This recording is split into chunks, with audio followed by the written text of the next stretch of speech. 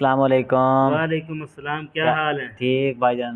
अच्छा खैर सी। अहमद दोस्त ਨੂੰ ਮਿਲਣ ਆਈ। अच्छा अहमद जरा बाहर गया हो, तुसी बैठो 2 मिनट, तो जिवें आंदा है फिर तुहानू मुलाकात करवाने चलो बैठ जाओ। ठीक है हाँ ठीक ठीक, ठीक। ओके जी। ओ कोई जना पानी दे दियो, ओ बेगम पानी दे दियो। ओ किदे गए हो सारे? बाबा मैं दे दियां। ओ पुत्तर तू कौन है? मैं ਤੁਹਾਡੇ बेटे ਦਾ ਦੋਸਤ ਹਾਂ। अच्छा पुत्तर, नहीं पुत्तर तू बह जा ते मेरी झट गल सुन ले। अच्छा दसो बाबा जी। हाँ पुत्तर, पुत्तर बस 2 मिनट बह जाया कर, कदी कदी साढ़े कोल आ जाके बह जाया करो। हुण तो बस उम्र दा तकाजा, इत्थे कोई बहंदा ही नहीं। जिसले कोई आंदा हर किसी नूं अपनी पई है पुत्तर। की होया हुण की होया? बस पुत्तर बड़ी तबीयत खराब है, के दसा। पैरो बाबा जी ओए पैरो। ओए पुत्तर, ओए पुत्तर, बस जिंदगी जो होई पुत्तर। की होया हुण? पुत्तर पहले बड़े अमीर हमू, ਇਹ ਜਿਹੜੀ ਤੁਹਾਡੇ ਚੌਕ 'ਚ ਦੁਕਾਨ ਹੈ ਨਾ ਵੱਡੀ ਪਰਚੂਨ ਵਾਲੀ, ਇਹ ਇੱਕ ਵੇਲਾ ਮੇਰੀ ਹੁੰਦੀ ਹੈ, ਬੜਾ ਪੈਸਾ ਹੈ ਮੇਰੇ ਕੋਲ। ਇਹ ਮਕਾਨ ਬਣਾਏ, ਜਾਇਦਾਦ ਬਣਾਈ, ਦੁਕਾਨਾਂ ਬਣਾਈਆਂ ਪੁੱਤਰ, ਸਭ ਕੁਝ ਬਣਾਇਆ, 20 ਬੱਚਿਆਂ ਨੂੰ ਯਾਸ਼ੀ ਕਰਵਾਈ, डेली पैसे लाया हमने, बीवी बड़ा खुश होना, बड़े अच्छे दिन नाल पुत्तर। बस जिंदगी सोहनी गुजर रही है।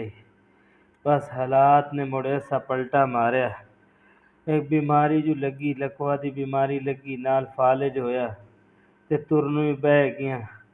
बस इत्थे लम्मा ही पै गया ते हुण तो कोई भाई टाइम ही नहीं देंदा। औलाद अपने कम्मे लगी है, बीवी अपने कम्मे लगी है, मैं इत्थे पियां कल्ला, ना कोई पानी देंदा है, ना कोई रोटी देंदा है।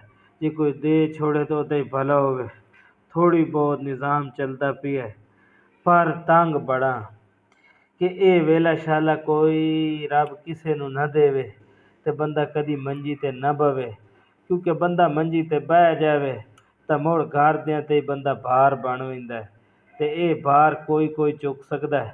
अज कल दियां औलादां दे ये रोग नहीं, ये वस नहीं कि वो औलादां दे भार चावन। पुत्तर तैनू ये मशवरा देसां कि अपने वड्डियां दी इज्जत कीती करो, वड्डियां दे कोल थोड़ा टाइम दिता च करो, क्योंकि जिंदगी दा पता कोई नहीं, अज हाँ है कल ना हुसा है, तो ख्याल कीता करो पुत्तर। अगले दिन एक पीर आया कमरे च, ते मैं सुनदा बैठा, समानी गल्लां करंदी बैठी आई पुत्तर कि भाई अल्लाह दुआ करो पीर जी, अल्लाह बाबा जी ने चुक लै। ओ भैया रोटी खमदा है ते वाशरूम ही नहीं कर सकदा, वो भी करावना पौंदा है, अल्लाह उन्हें चुक लै। ओ अल्लाह चौकी लै टुरदे पैरी, इस जिंदगी का की फायदा, इत्थे पया ना कहें पुछना ना कहें दसना, ये सारे हालात नालों तो चंगे हैं आप टोरी बंजीए। पर पुत्र अल्लाह को दुआ कीते कर, ऐसे हालात अल्लाह किसे ते ना ले आवे, ते हर कहें जेकर आवें ते हालात चुकन ते अल्लाह पाक उन्हां दी मदद करे। अच्छा पुत्र जिंदगी रही तो मोड़ मिलसा है। साड़ी ये वीडियो बनाने का मकसद है कि बुढ़ापे के अंदर वालदैन का खास तौर पर घर के जोड़े बुढ़े ने उन्होंने ख्याल रखा करो।